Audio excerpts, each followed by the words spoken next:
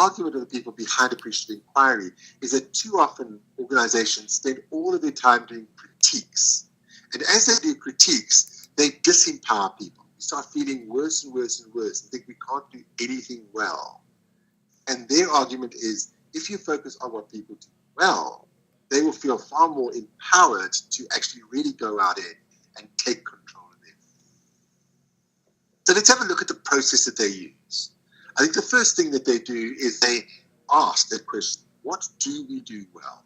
What do you most love about yourself in this organization, or about the organization, or about the action, the project that you're involved in? What first drew you into this? What encouraged you to stay? In other words, appreciate the best of what is in this organization, or what is within ourselves. So really recognize and speak that strength. Then what they say is, great, we've got all of these things down, we've collected the data over time, we've now got these things down in a meeting. So this happens in the meeting that surrounds the data collection. Great, we can see where our strengths are. This is fantastic. They don't even go to the problems. They say, okay, these are all our strengths. Then they say, okay, that's what is. Now imagine what could be. So in other words, let's do a dreaming action. Let's think about where we could be. So resting on what we do well, now let's think about 2 years hence, year 4 of this project. Okay. What would be an example? What should be? How do you think how can you see citizens being engaged in this particular action? What can we see that future as being, given where we are now? So you try to imagine where, given your strengths at the moment, you could be in 2 years' time, dreaming about the future.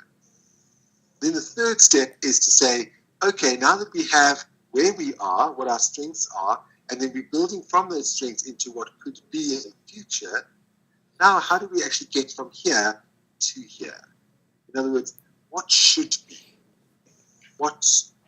So what you're really taking is your dream situation and then paring it down to what's doable.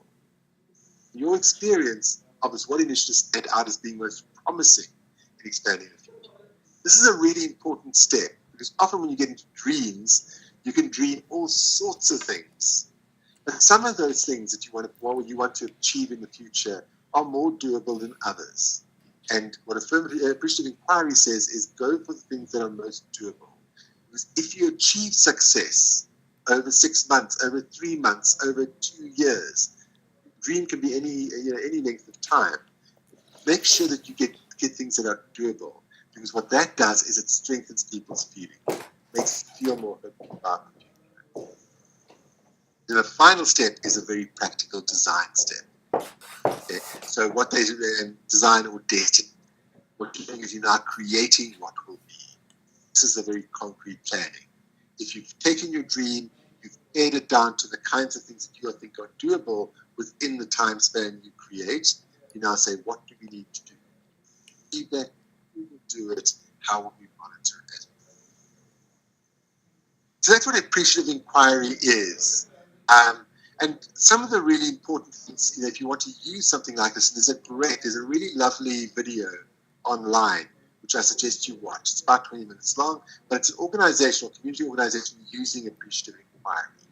But it's really useful in building organizations. So if you've got a new organization that's quite disparate, doesn't work together often, bringing it together in meetings like this, doing this joint planning, this joint dreaming, strengthens the organization. But what it also does is it actually builds ownership.